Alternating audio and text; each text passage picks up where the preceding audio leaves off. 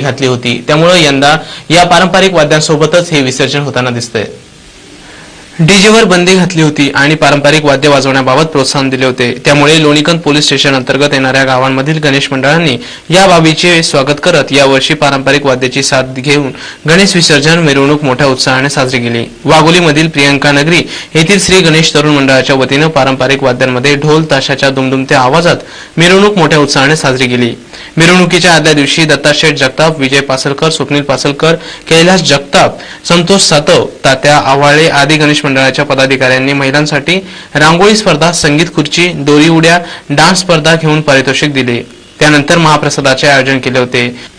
या महाप्रसादाला भाविकांनी प्रचंड प्रतिसाद देत प्रसादाचा लाभ घेतला।